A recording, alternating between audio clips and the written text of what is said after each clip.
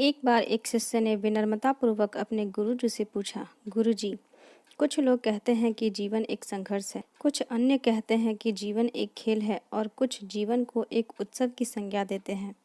इनमें सही कौन है? गुरुजी ने तत्काल बड़े ही धैर्यपूर्वक उत्तर दिया, पुत्र, जिन्हें गुरु नहीं मिला उनके लिए जीवन एक संघर्ष है।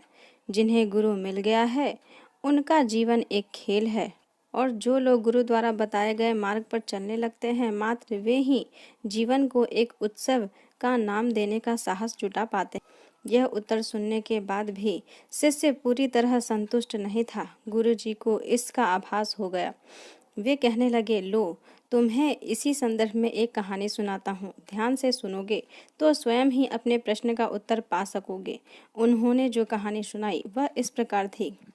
एक बार की बात है कि किसी गुरुकुल में 3 शिष्यों ने अपना अध्ययन संपूर्ण करने पर अपने गुरुजी से यह बताने की विनती की कि उन्हें गुरु दक्षिणा में उनसे क्या चाहिए। गुरुजी पहले तो मंद मंद मुस्काए और फिर बड़े स्नेहपूर्वक कहने लगे, मुझे तुमसे गुरु दक्षिणा में एक थैला भर के सूखी पत्तियां चाहिए, ला सकोगे? वे तीनों मन ही मन बहुत प्रसन्न हुए, क्योंकि उन्हें लगा कि वे बड़ी आसानी से अपने गुरुजी की इच्छा पूरी कर सकेंगे। सूखी पत्तियां तो जंगल में सर्वत्र बिखरी ही रहती हैं। वे उत्साहपूर्वक एक ही स्वर में बोले, जी गुरुजी, जैसी आपकी आज्ञा। अब वे शिष्य चलते चलते एक जंगल में पहुंच चुके थे, लेकिन यह देखकर कि वहां पर तो सूखी पत्तियां केवल मुट्ठी भर ही हैं, उनके आश्चर्य का ठिकाना ना रहा। वे सोच में पड़ गए कि आखिर जंगल से कौन सूखी पत्तियां उठाकर ले गया होगा। इतने में ही उन्हें दूर से आता हुआ कोई किसान दिखाई दिया। वे उसके पास पहुंचकर उससे विनम्रतापूर्वक याचना करने लगे कि वह उन्हें केवल एक थैला भर सूखी पत्तियां दे दे। उस किसान ने उनसे क्षमा याचना करते हुए उन्हें यह बताया कि वह उनकी मदद नहीं कर सकता, क्योंकि उसने सूखी पत्तियों का ईंधन के रूप में पहले ही उपयोग कर लिया है। अब वे तीनों पास में ही बसे एक गांव की ओर इस आशा से बढ़ने लगे कि हो सकता है वहां उस गांव में उनकी कोई सहायता करे। वहां पहुंचकर उन्होंने एक व्यापारी को देखा तो बड़ी उम्मीद से उससे एक थैला भर सूखी पत्तियां देने के लिए प्रार्थना करने लगे, लेकिन उन्हें फिर से एक बार निराशा ही हाथ लगी, क्योंकि उस व्यापारी ने तो पहले ही कुछ पैसे कमाने के लिए सूखी पत्तियों के दोने बनाकर बेच दिए थे।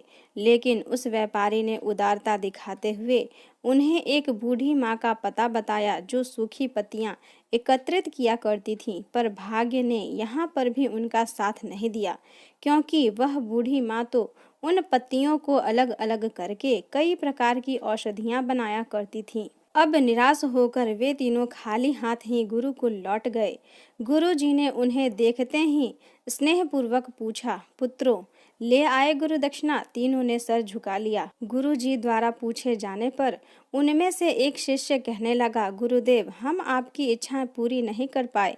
हमने सोचा था कि सूखी पत्तियां तो जंगल में सर्वत्र बिखरी ही रहती होंगी, लेकिन बड़े आश्चर्य की बात है कि लोग उनका भी कितनी तरह से उपयोग करते हैं। गुरुजी फिर पहले की तरह ही मुस्कुराते हुए प्रेम पूर्वक बोले, निराश क्यों होते हो? प्रसन्न हो जाओ और यही ज्ञान कि सूखी पत्तियां भी व्यर्थ नहीं हुआ करती, बल्कि उनके भी अनेक उपयोग हुआ करते हैं, मुझे गुरु दक्षिणा के रूप में दे दो। तीनों शिष्य गुरु जी को प्रणाम करके खुशी खुशी अपने अपने घर की ओर चले गए। वह शिष्य जो गुरु जी की कहानी एकाग्रचित होकर सुन रहा था, अचानक बड़े उत्साह से बोला, गुरु जी, अब मुझे अच्छी तरह से ज्ञात हो गया कि आप क्या कहना चाहते हैं। आपका संकेत वस्तुतः इसी ओर है ना कि जब सर्वत्र सुलभ सूखी पत्तियां भी निरर्थक और बेकार नहीं होती हैं, तो फिर हम कैसे किसी भी वस्तु या व्यक्ति को छोटा और महत्वहीन मानकर उसका तिरस्कार कर सकते हैं। चींटी से लेकर हाथी तक और सुई से लेकर तलवार तक सभी का अपना अपना महत्व होता है।